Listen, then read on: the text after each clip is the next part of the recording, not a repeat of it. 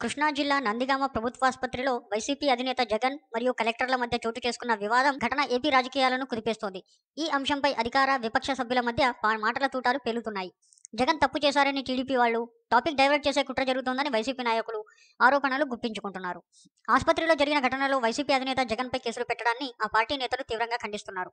ఈ క్రమంలో వైసీపీ నేత నగరి ఎమ్మెల్యే రోజా ప్రభుత్వం తీరుపై ఫైర్ అయ్యారు. జగన్పై కేసులు పెట్టడాన్ని రోజా తప్పుపట్టారు. జగన్పై బురద జల్లేందుకు ప్రయత్నిస్తున్నారని మండిపడ్డారు. తమ పార్టీ అధినేత జగన్ మాట్లాడిన ఓ క్లిప్పింగ్ను పట్టుకుని దివాకర్ బస్సు ప్రమాద ఘటనను తప్పుదోవ పట్టించే కుట్ర జరుగుతోందని ఆమె ఆరోపించారు. ప్రభుత్వాన్ని తమ అధినేత ప్రశ్నిస్తే జిల్లా కలెక్టర్ ఎందుకు ఉలిక్కిపడ్డారని రోజా ప్రశ్నించారు. బాధితులకు న్యాయం చేయాల్సిన పరిస్థితుల్లోనే జగన్ కలెక్టర్తో వాదనకు దిగాల్సి వచ్చిందని రోజా వివరించారు. సీఎం తన సొంత పబ్లిసిటీ కోసం పుష్కరాల్లో 20 మంది భక్తులను చంపేస్తే ఆ కుటుంబాలకు చంద్రబాబు న్యాయం చేశారా? తప్పు చేసిన చంద్రబాబు మీద కేసులు పెట్టారా? ఆయన్ను శిక్షించారా అని రోజా నిలదీశారు. ఆసుపత్రిలో అధికారులతో జగన్ సరిగా ప్రవర్తించలేదని అంటున్నారు. మరి ఏ రాష్ట్రంలోనైనా ఏ ఐఏఎస్ ఇలా ప్రతిపక్ష నేతతో మాట్లాడిన దాఖలాలు ఉన్నాయా అని రోజా ప్రశ్నించారు. ఇక జగన్ మాట్లాడిన ఒక్క మాట క్లిప్పింగ్ను పదే పదే వేసి టాపిక్ను డైవర్ట్ చేయాలని చూడవద్దని మీడియాకు రోజా రిక్వెస్ట్ చేశారు.